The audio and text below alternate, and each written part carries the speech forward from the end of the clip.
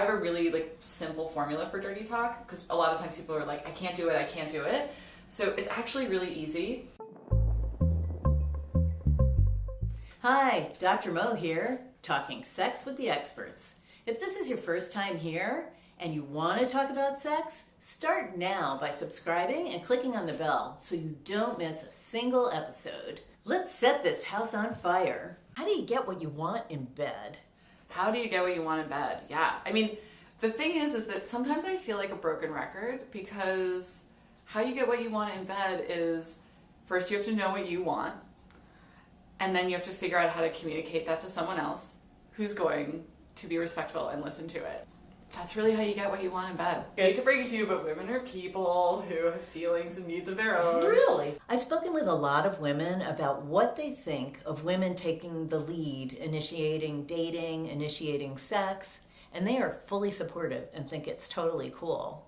Yet when I ask them that follow-up question, if they've ever taken the lead, more often than not, the answer is no. Patterns that we've learned over literally years of our lives, it makes sense that we can't undo those patterns just by thinking about them or by, hoping that one day we'll be able to do it. What it really takes is having the realization that it's something we want to try, and then having a partner who is open to that. How do you balance the desire, and I'd say need for pleasure, against worries about getting pregnant or catching sexually transmitted infections? I have often found with folks when I've talked to them that if you know that you don't have to worry about getting pregnant or getting an STI with the person that you're with, then you're like free to do whatever, right? You don't have we're already so in our heads, so much we're worried about what our bodies look like, we're worried about what the other person's thinking about us. So let's just like take one of those things off the table so that you don't have that on your list of things. So how do you make sex more fun and rewarding when you have to include condoms and dental dams? There are lots of creative things that we can do to make sure that condoms and dental dams are a fun part of play. I think that often we discount the power of dirty talk and just how much we can actually incorporate condoms, dental dams, other safer sex ideas into our dirty talk. And I have a really like simple formula for dirty talk, because a lot of times people are like, I can't do it, I can't do it. So it's actually really easy. You say what you're gonna do, then you do it, and then you say what you just did. That's it. It's so easy. But if you say it in like a sort of sexier tone of voice, then you're done. So being able to say to someone, I'm gonna go get a condom so that we can fuck, right? Like that's awesome.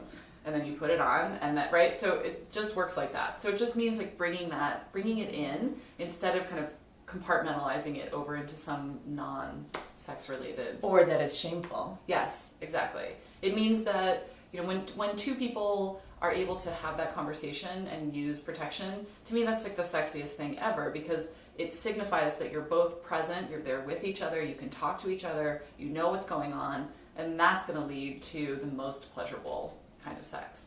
Where do sex toys come into this? Sex toys often have this rap of being like a crutch, or a thing that you need if something else isn't working.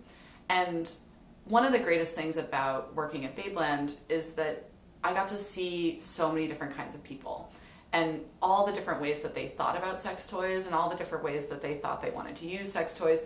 And one of the things that I would find the most amusing was that on any given day, someone would come in and say, I just broke up with my partner, so I'm here to get a vibrator.